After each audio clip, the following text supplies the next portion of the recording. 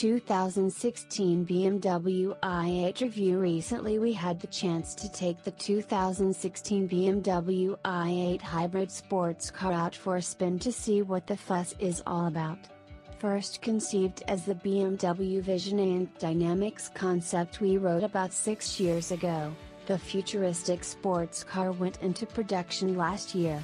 Styled with butterfly doors and laser headlights, the BMW i8 seems to come straight from a science fiction movie. Except the BMW i8 is reality, and in the last year and a bit over 4,000 i8s have been sold. Our BMW i8 was waiting for us at a BMW facility in Garching, just north of Munich.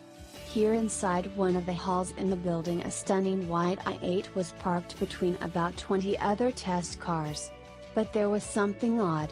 Unlike the other diesel and M cars in the hall, our car had a cable attached to the front. Although I have driven various plug-in hybrid and electric cars before, this was the first time I had to take a plug in the hand, and actually it doesn't get much easier than that. Unplugging and hanging it back in the wall mount takes a second and your hands don't smell like diesel. With the cable unplugged, it is time to go. The butterfly door swings open and a spacious white leather interior greets me. Sliding into the seat might take some getting used to due to the low seating position and the wide door sill of the carbon fiber chassis. It is not as bad as in a Koenigsegg, but there are certainly sports and supercars that allow for an easier and more elegant entry and exit. Once you're in, everything is unmistakably BMW, which is a good thing. The center console is home to all essential controls, including the automatic gear lever, iDrive controller, start-stop button, and various buttons to control the efficiency mode, 360-degree camera, park distance control, and especially next to the iDrive controller is a little hatch that hides a USB and aux-in slot. Weirdly enough though, it opens in the driver's direction, which makes it hard to use for the driver. The steering wheel has buttons to control the media interface, phone and volume on the right, and cruise control on the left. This is regular cruise control since adaptive cruise control is not available, something we did really miss when we hit traffic on the Autobahn during our test route. A thing the BMW i8 does have is heads-up display.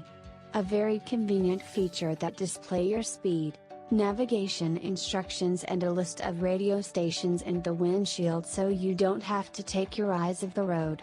With the optional lights package, you can change the interior lights over 2 levels in 3 different colors, which gives a pretty spectacular look, especially at night. But enough about what comes with it, let's find out how it drives. For our review we set out a mixed test lap of city, Autobahn and B roads. Around 130 kilometers in total, of which the first 30 kilometers were city driving. The BMW i8's 131 horsepower electric motor with 7.1 kilowatt-hours lithium-ion battery should provide power for around 37 kilometers in the most efficient mode. Once the battery is empty, a 231 horsepower 1.5-liter 3-cylinder engine will kick in.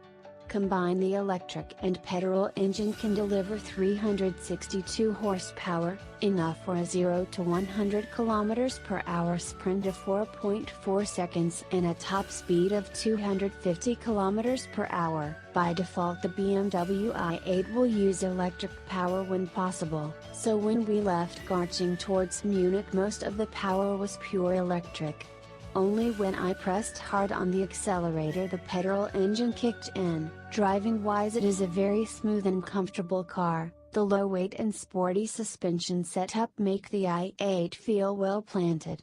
The brake feel is a bit weird at first, with slightly more resistance than normal brakes due to the energy regeneration. The BMW i8 has 4 drive modes. E-drive mode, in which you drive pure electric until there is insufficient battery power left. Comfort mode is a hybrid mode with sufficient power and air conditioning running normally.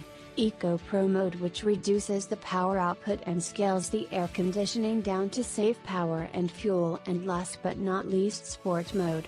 In sport mode the petrol engine is on all the time and the battery is recharged to offer additional power at the top of the rev range, the so-called boost. Sport mode also enhanced throttle response and enhanced the sound.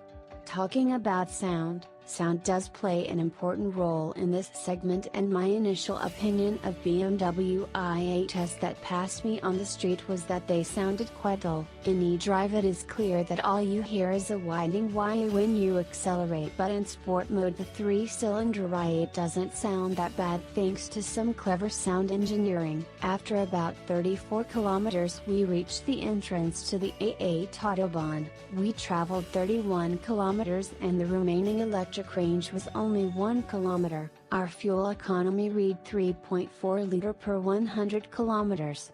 Not the best result, but we were not exactly on an efficiency contest. On the Autobahn the BMW i8 feels very well at home. Despite quite narrow tires, 195mm width front and 215mm width rear, it feels extremely planted and more stable at high speed, 200 km per hour plus, than many other sports cars. Transition from electric to hybrid mode goes smooth and it hardly noticeable. Leaving the highway behind us we cruise back to Garching via various B roads. The various drive modes add another dimension and the BMW i8 certainly makes fun. Yet it feels less emotional than a BMW M4 or a Porsche 911. By the time we reached Garching the trip computer read 134 kilometers and consumption displayed 7.8 liter, 100 kilometers. Again no record value but more than decent for a 250 kilometers per hour sports car. A few things we noticed during our drive is the extremely wide angle on the rear view camera. On the camera it looks as if an obstacle is still a meter away, but in reality you are only 10 centimeters away. Also the black spot is quite large due to the shape of the C-pillar, and the rear seats and rear speakers look a bit cheap. Overall though, the 2016 BMW i8 is a very cool and refreshing new car. I remember wishing it would come with a V10 when it was first announced, but now that I have driven it the BMW i8 is starting to appeal to me. Thanks for watching and listening. Please like, subscribe, share and comment.